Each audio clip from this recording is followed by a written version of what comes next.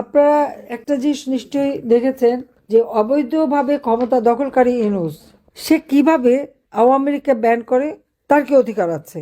Doctor Mohammad Yunus, তাকে আমি প্রশ্ন করি যে সে কি জনগণের ম্যান্ডেট নিয়ে ক্ষমতা এসেছে, জনগণের ভোটে ক্ষমতা এসেছে? তা তো নয়। সেটা তো সে নিজেই স্বীকার করেছে, আমাদের বলতে হবে কেন? 2024 সালে সে ক্ষমতা দখল করলো, কিভাবে দখল করেছে সে নিজে ব্যাখ্যা দিয়েছে। যখন সেপ্টেম্বর মাসে নিউ ইয়র্কে যায় বিল ক্লিন্টন ফাউন্ডেশনে, সে সেখানে যে খুব উৎফুল্ল চিত্তে ঘোষণা দিল যে জুলাই মাসের যে ছাত্র আন্দোলন, ওটা কোনো ছাত্র জনতার আন্দোলন ছিল না। কারণ সকলকে বললো যে সেখানে তো কোনো নেতা ছিল না, কোনো নেতৃত্ব ছিল না। কেউ নেতৃত্ব দেখেছে না? তাহলে কিভাবে হলো? এটা ইউনূসের নিজের মুখের কথা যে মেটিকুলাস ডিজাইনের মাধ্যমে তার মাস্টার মাইন্ড দ্বারা ওই আন্দোলন সংগঠিত হয়েছে। অর্থাৎ দেশি বিদেশি নানা ধরনের চক্রান্ত করেই সে আন্দোলন করেছে, আর আন্দোলন করে শেখ হাসিনাকে ক্ষমতা থেকে হটিয়েছে। আর শেখ হাসিনাকে জনগণের ভোটে নির্বাচিত জনপ্রতিনিধি হিসেবে বাংলাদেশের প্রধানমন্ত্রী, আওয়ামী লীগ সরকারের কাছে জনগণের ভোটে নির্বাচিত।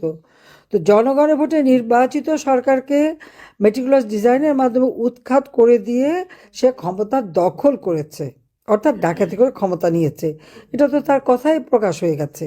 আমার প্রশ্ন হচ্ছে, এই অবৈধভাবে ক্ষমতা দখল করায় গর্ব করার মতো কি আছে? বাহবা পাওয়ার মতো কি আছে? চুরি ডাকাতি করার মতো করে ক্ষমতা ডাকাতি করা, আর তারপরে আওয়ামী লীগকে ব্যান করে। তার কি কোনো অধিকার আছে আওয়ামী লীগকে ব্যান করার? তার কি কোনো অধিকার আছে যে আওয়ামী লীগের কেউ ভোট দিতে পারবে না বা নির্বাচনে অংশগ্রহণ করতে পারবে না? কেন পারবে না? সেটাই আমার প্রশ্ন, যে আওয়ামী লীগকে নির্বাচন করতে দেবে না। যদি গণতন্ত্রের কথাই বলে, তো ঠিক আছে, আওয়ামী লীগকে নির্বাচন করতে দিক, জনগণকে সিদ্ধান্ত নিতে দিক। জনগণ সিদ্ধান্ত নিক কাকে চায়। হ্যাঁ, অবাধ নিরপেক্ষ স্বাধীন নির্বাচন যদি হয়, সেই সুষ্ঠু নির্বাচনের মাধ্যমে জনগণ যদি আওয়ামী লীগকে ভোট না দেয়, আওয়ামী লীগ যাবে না ক্ষমতায়। কিন্তু আওয়ামী লীগকে ব্যান করে নির্বাচন করতে না দিয়ে সেখানে বাধা দিয়ে তৃণমূল পর্যায় পর্যন্ত আওয়ামী লীগের নেতা কর্মী, তাদের পরিবার পরিজন, তাদের ছোট শিশু থেকে শুরু করে মানে শ্বশুর বাড়ি বাপের বাড়ি আত্মীয় পরিবার পরিজন কাউকে বাদ দিচ্ছে না। অত্যাচার নির্যাতন, ঘর পোড়ানো, বাড়ি পোড়ানো, এমনকি তার খামার পোড়ানো, কারো মাছের খামার, গরুর খামার, মুরগির খামার, যার যেখানে যা আছে দোকানপাট সব কিছু ভেঙে জ্বালিয়ে পুড়িয়ে তছনছ করে দিয়ে তাদেরকে সম্পূর্ণ অর্থনৈতিকভাবে পঙ্গু, আর জীবনের সাথেও তো তারা কাউকে রেহাই দিচ্ছে না। আজকে নির্বাচন দিয়েছে, কেন আওয়ামী লীগ নির্বাচন করতে পারবে না? কেন আওয়ামী লীগে ভোট দিতে পারবে না? অবশ্যই আওয়ামী লীগকে নির্বাচন করতে দিতে হবে, আমরা নির্বাচন করতে চাই। আজকে আমি বলবো যে আমাদের কৃষক, শ্রমিক, ছাত্র জনতা, মেহনতি মানুষ, নারী সমাজ, সকলে যে যেখানে আছেন সবাইকে ঐক্যবদ্ধ হতে হবে। এটা কোনো নির্বাচন হচ্ছে না, এটা নির্বাচনের একটা খেলা। এখান থেকে কোনো জনগণের ম্যান্ডেট আসবে না।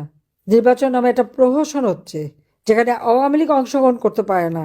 সেটাখানে আবার নির্বাচন কিসের? অন্তত 50% ভোটারের আমরা আমাদের পক্ষে। আজকে আমাদের নির্বাচন করতে দেবে না কেন? আমি ইউনূসকে আহ্বান করি, আসেন না আমার সাথে নির্বাচন করেন, যে কোনো কনস্টিটুয়েন্সিতে আসেন, দেখি কে জিতে, কাকে জনগণ ভোট দেয়, তখন না বুঝতে পারবো। সেটা তো করতে পারবে না, সে সাহস নাই।